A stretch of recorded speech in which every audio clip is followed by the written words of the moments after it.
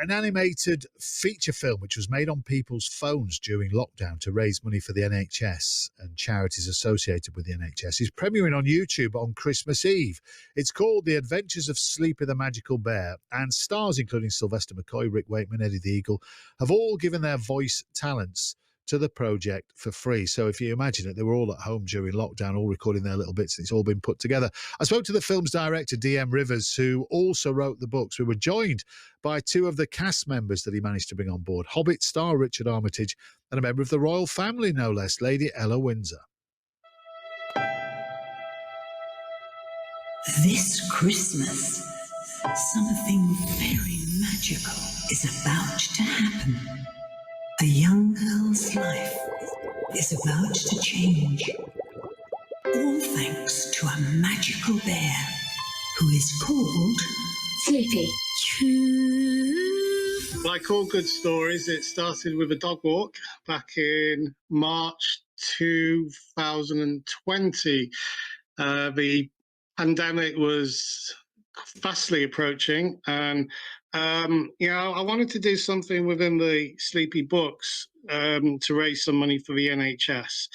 And during the walk, I thought, well, what can we do? And I came up with the idea, let's get a few actors together, see if we can reenact some of the chapters of the first book, which then slightly took off and took us to where we are now. Well, let's face it, we all went a bit mad in lockdown, but you suddenly thought you could ring up some Hollywood A-listers and get them doing your film. As you do, yeah. And hey presto, up pop Richard Armitage. Richard, how did you get involved? For exactly that reason. I mean, it's interesting, isn't it, when you say we get some people together, because we were so kind of apart. And I remember that at the end of that first week, sort of in panic mode, thinking everything's shutting down and getting myself sorted with all of the recording equipment and sort of figuring out if I could do voice work. And then projects like this come along and you think, well, maybe I can be useful and contribute. And, you know, I love a children's story. I'm a sucker for a children's voiceover. I love it. Well, you're the voice of a rhino. So where do you go for that? You know what else I noticed as well is the other rhinos are all ex-dwarves from Peter Jackson's kind of Hobbit trilogy. I don't know. I feel like there's some kind of warrior thing going on with the rhino community. Do you know what? When it comes to voicing stuff like this, I sort of just look at the words, look at the sort of there was a little sketch of what the character might look like, and then you just go with your first instinct usually. So I found my rhino voice. Well, I it'd be remiss of me not to ask for a bit of the rhino. I mean, could you just hello Five Live as the rhino and give us an insight? I mean, I'm hoping it's continuity. Hello, Five Live. Beautiful. And Gabriella knows what's coming next. I think we need. I've all the years I've been on Five Live, I've never heard a badger say "Hello, Five Live." So maybe we could try that. Hello, Five Live.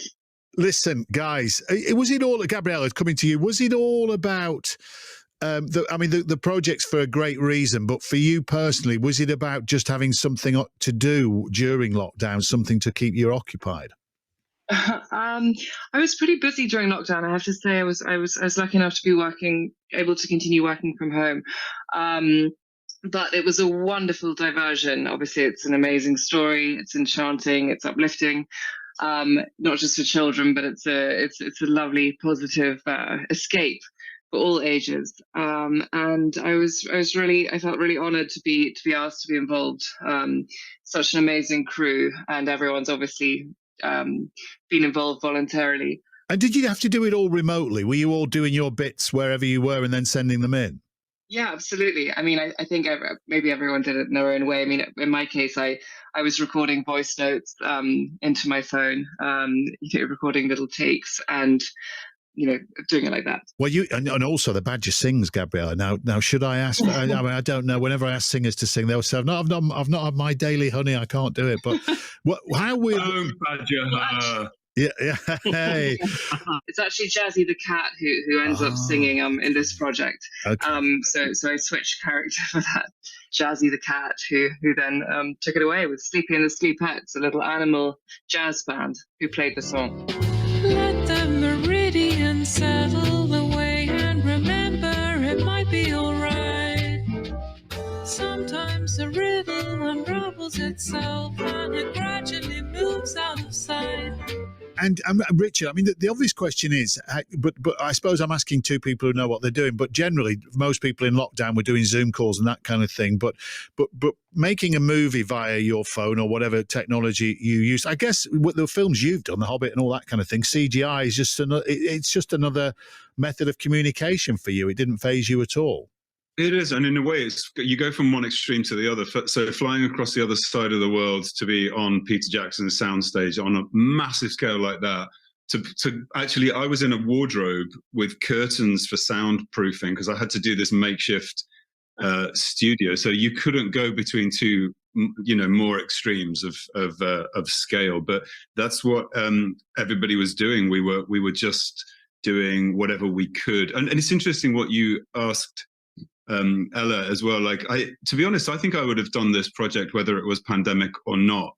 I mean, it's always nice because we were all acutely aware of what the NHS were doing. But yeah, I think it feels like a labour of love, definitely from this point of view.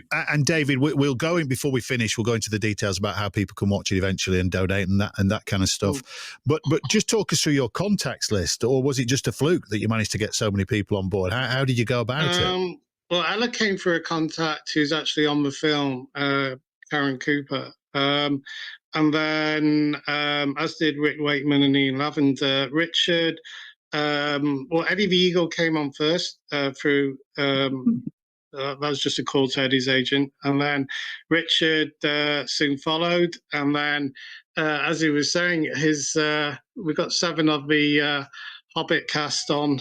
Yeah, yes, I'm a huge fan. It's a bit obvious of the Hobbit, so not coincidence. So Stephen Hunter, Sylvester McCoy, Mark Hadlow, Jeb Rothery, John Callan, and Ryan Gage. And have any of you have you met in the meantime, you guys, or has it all been like pen pals doing this? You know what? It's really hard to kind of have a reunion because it is literally the other side of the planet in order to do that. I'm signing up for a convention next year because I feel like that's the rallying point. So there's a reunion on the cards. But I think we are a bit of a fellowship.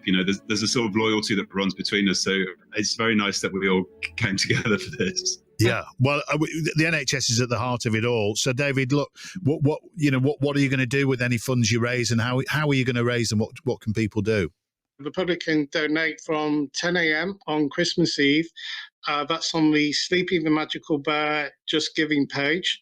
The URL will be out twice during the film and on the run up to the film when it goes out, which is on Christmas Eve at 7 p.m. on YouTube. There is a trailer available on YouTube, actually, which is great for people to get a flavour of what's coming next. It's a great idea. It's a great collaboration. David, final question for you then. Would this have happened without lockdown, do you think?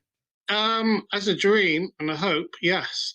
But the lockdown has brought people together. We've got over 1,000 people on the film. So the fact people have the time and, the want to help, to do this for such a good cause is where we are.